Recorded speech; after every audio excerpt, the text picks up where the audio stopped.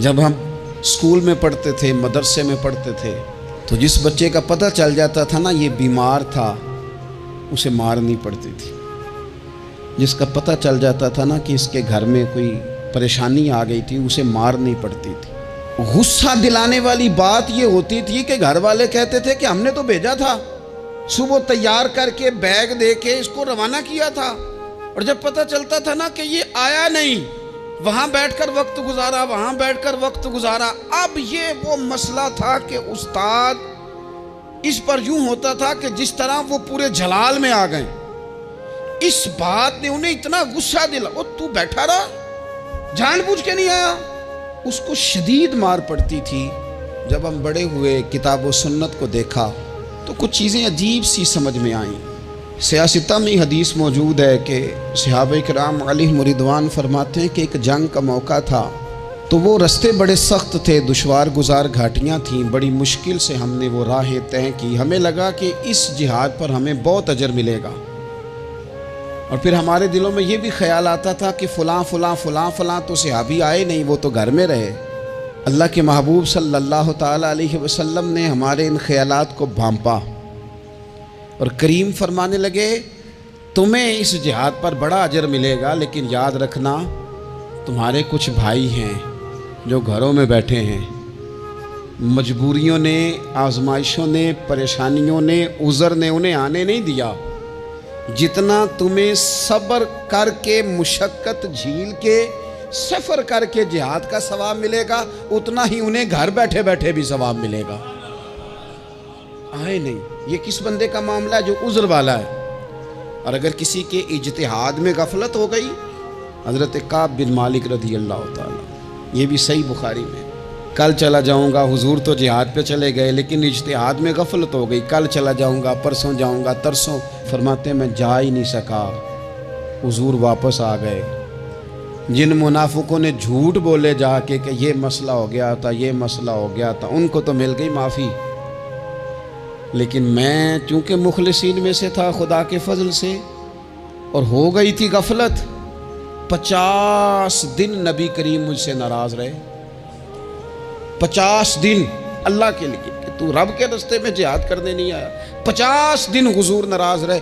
فرماتے تھے مدینے کی گلیاں میری تھیں، سب میرے اپنے تھے، پر کریم جو ناراض تھے تو کوئی پھر سلام بھی نہیں لیتا تھا۔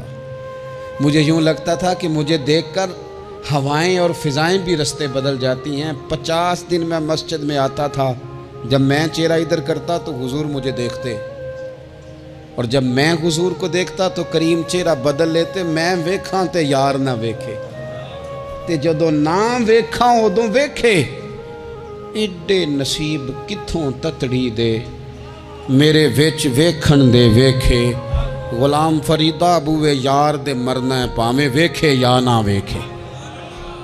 ختم ہو گئی بات۔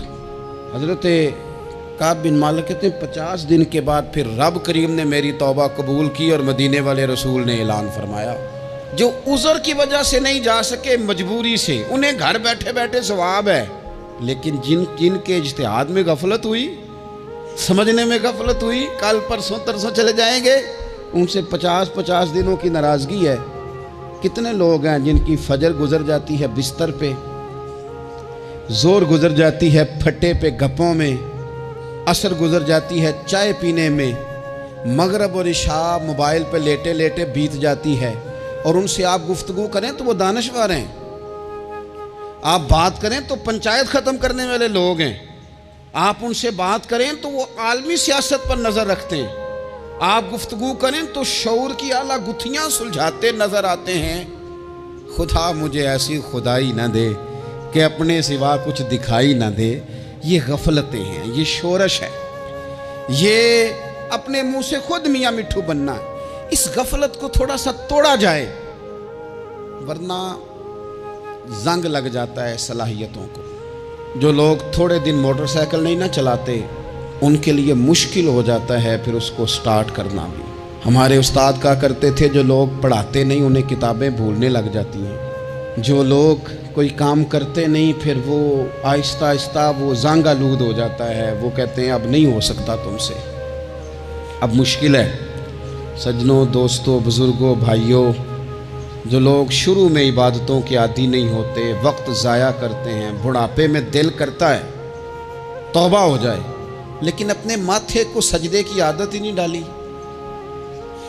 یہ جسم جھکنا اس کا عادی نہیں ہوا کہ رب کی بارگاہ میں جھکے، اس کا مزاج ہی نہیں تہجد پڑھنے کا، سارا کچھ ہو جاتا ہے۔ میں نے سیاست کرنے والے، پنچایت ختم کرنے والے، چودراہٹ کرنے والے، وزاداری رکھنے والے راتوں کو تہجد پڑھتے بھی دیکھے ہیں۔ میں نے قرآن پاک سے پیار کرتے دیکھے ہیں، میں گواہ ہوں بہت سارے لوگوں کا، یہ کام ہو جاتا ہے۔ شرط یہ ہے کہ بندہ اپنی غفلت کی پٹی تھوڑی دیر کے لیے کھولے۔ دوسری بات یہ کہ ہم خوش فہمیوں میں بڑا زندہ ہیں، بڑا زندہ ہیں، بڑا اوہو، یعنی 2 4 5۔ کچھ لوگ کہتے ہیں اللہ کریم بڑا ہے۔ اللہ اگر کریم بڑا ہے نا میرے بھائی، تو نبی پاک صلی اللہ علیہ وسلم نے فرمایا وہ بڑا بیوقوف ہے جو خدا کی رحمت کی امید بھی رکھے اور اللہ کو ناراض بھی کرے، تو بیوقوف بندہ ہے۔ اگر وہ کریم ہے تو پھر تو محبت میں ہی اس کی بات مان، بات تو پھر بھی نہیں مان رہا۔ کچھ لوگ کہتے ہیں نبی پاک صلی اللہ تعالیٰ علیہ وآلہ وسلم شفاعت کریں گے، بھئی ہمارا تو سہارا ہی اس بات پہ ہے، حضور سفارش کریں گے، پر نبی پاک نے درجنوں جگہوں کہا ہے جو میرے طریقے پہ نہ چلے فلیس منا، مجھ سے نہیں۔ حضور نے فرمایا جو بڑے کی توقیر نہ کرے، چھوٹے پہ رحم نہ کرے، وہ مجھ سے نہیں۔ فرمایا جو ملاوٹ کرے وہ ہم میں سے، تو یہ حدیثیں بھی تو یاد رکھو نا۔ شفاعت کی بات انکار نہیں، حضور گناہگاروں کی ہی کریں گے، لیکن یہ حضور نے جو ہمیں اسباق پڑھائے یہ کس لیے پڑھائے؟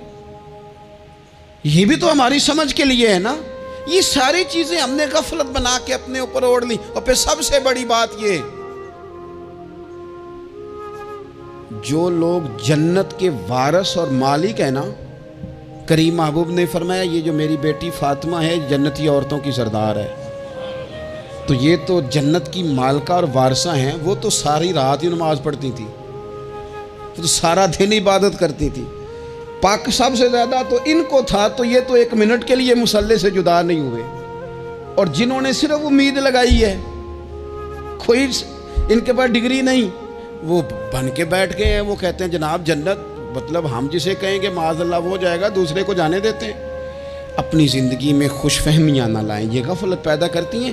غفلت بڑی خطرناک چیز کا نام ہے۔ جب بندہ غافل ہو جاتا ہے، میں آپ سے ایک بات عرض کروں، حضرت عبداللہ ابن مسعود فرماتے ہیں کہ مومن رائی کے دانے کے برابر غلطی ہو جائے تو اسے لگتا ہے میرے سر پہ پہاڑ کھڑا ہے، اور فرمایا جو منافق ہوتا ہے نا، وہ پہاڑ کے برابر گناہ کر کے کہتا ہے بات ہی کوئی نہیں، فلانا بھی کرتا ہے، یہ بھی کرتا ہے، ساری دنیا کر رہی ہے۔ یہ نفاق کی علامت ہے، اگرچہ بعض نے اسے نفاق عملی کہا، اعتقادی نہیں کہا۔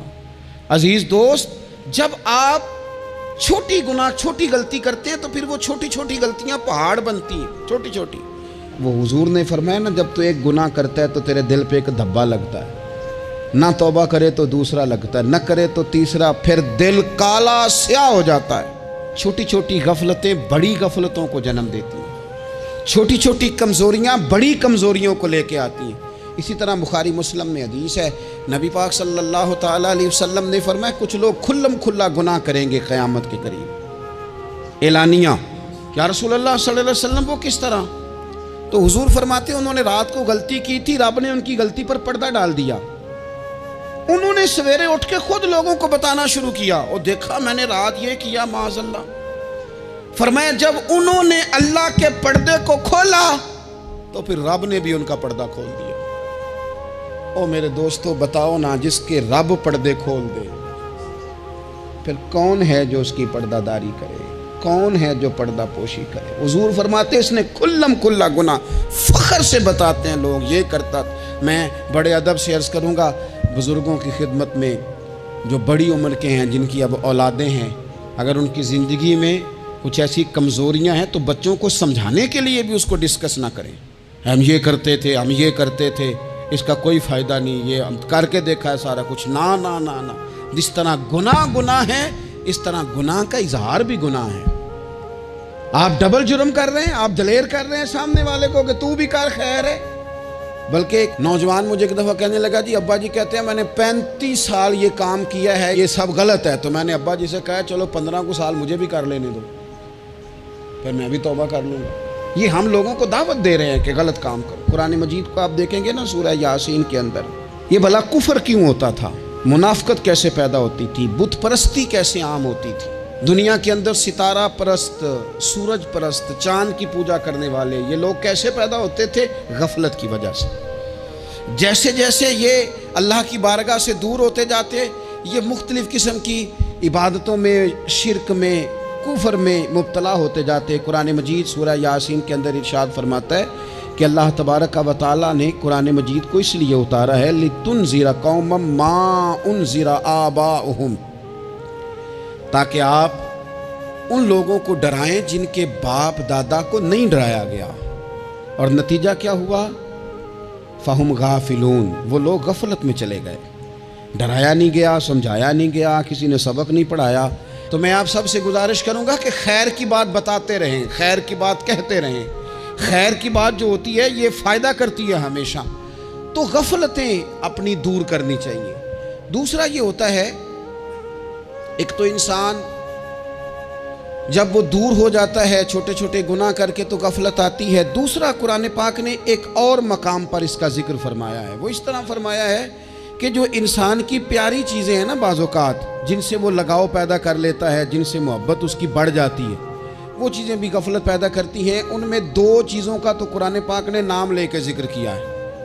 ویسے وہ ڈھیر ساری چیزیں ہیں، 1 2 3 نہیں. سیاست بھی بندے کو غافل کرتی ہے، دوستوں کی کثرت بھی بندے کو غافل کرتی ہے، کھیل تماشا بھی غافل کرتا ہے، پیسے زیادہ آنے لگ جائیں تو وہ بھی بندے کو غافل کرتے ہیں، تعریف کرنے والے زیادہ ہو جائیں تو وہ بھی غفلت میں مبتلا کر دیتے ہیں. بندہ کسی کرسی پہ بیٹھ جائے تو پھر بھی ادھر ادھر دیکھنے کو تیار نہیں ہوتا. یہ ساری چیزیں غافل کرتی ہیں. لیکن 2 چیزوں کا نام لیا قرآن پاک نے، فرمایا یا ایھا الذین آمنوا لا تلھکم اموالکم ولا اولادکم عن ذکر اللہ. فرمایا اے ایمان والو، کہیں ایسا نہ ہو کہ تمہاری اولاد اور تمہارا مال تمہیں اللہ کی یاد سے غافل کر دے. مال اور اولاد، بیوی کو، اولاد کو ایک مقام پہ قرآن پاک نے دشمن بھی کہا ہے. کب؟ جب یہ تمہیں کہیں کہ حرام کما کے لاؤ، جب یہ تمہیں کہیں کہ ہمیں جس طرح کا مرضی مال دو، جب یہ تمہیں کہیں ناجائز کرو، یہ دشمنی کر رہے ہیں تمہارے ساتھ. یہ مال اور اولاد یہ بندے کو غافل کر دیتے ہیں. کاروبار کرنا، مال کمانا، بچے پالنا یہ ایک جز ہے زندگی کا، یہ کل زندگی نہیں. کل زندگی تو یہ ہے کہ آپ نے دین کے لیے کیا کیا، ملت کے لیے کیا کیا، ملک کے لیے کیا کیا، غریب کے لیے کیا کیا. کبھی کسی بندے نے جھونپڑیوں والوں سے پوچھا ہے کہ بارشوں میں تمہارا کیا حال ہوتا ہے؟ وہ کچی آبادیاں جہاں سے گزر کے ہم اپنے بچوں کو دکھاتے ہیں کہ یہ دیکھو یہ پرانے مکان سارے اسی طرح کے ہوتے تھے. کبھی ان لوگوں سے آپ نے پوچھا ہے جو ساری رات چھتوں کے نیچے بالٹیاں رکھ کے وقت گزارتے ہیں کہ چھت ٹپکتی ہے؟ ان سے پوچھا ہے کہ رات بچے سو پائے تھے کہ نہیں؟ اچھا جی بارش ہو رہی ہے تو پھر ہم نے کیا کرنا تھا؟ ہم نے گھر والوں کو پکوڑوں کا آرڈر دینا تھا، وہ وقت پہ دیا. ہم نے کہا تھا کوکنگ آج اپنی. یہ کب ہوتا ہے؟ جب قومیں غافل ہو جاتی ہیں مال میں، مزوں میں، اپنی ذاتی زندگی کے پیچ و تاب میں، پھر وہ اتر کر دائیں بائیں دیکھنا پسند نہیں کرتی. اللہ فرماتے ہیں مال اور اولاد کہیں تمہیں اللہ سے غافل نہ کر دے، کہیں ایسا نہ کر بیٹھنا کہ تم اس میں الجھ جاؤ پوری طرح اور تمہیں صرف اور صرف اپنے بچے یاد رہ جائیں. تجارت کرنی چاہیے لیکن ہم تجارت نہیں کرتے، بانی تاجر جاتے ہیں. ہر چیز کو تجارت کی نظر سے دیکھتے ہیں. ڈاکٹر آپ بنیں لیکن زندگی ساری ہی آپ ڈاکٹر بن کے نہ گزاریں. آپ کے کچھ اور تعلقات بھی ہیں، کچھ اور رشتے بھی، ان پر بھی تھوڑا غور کر لیں. غفلتیں تیزی سے آتی ہیں اور وہ آ کر کے ہمارے اوپر حاوی ہو جاتی ہیں.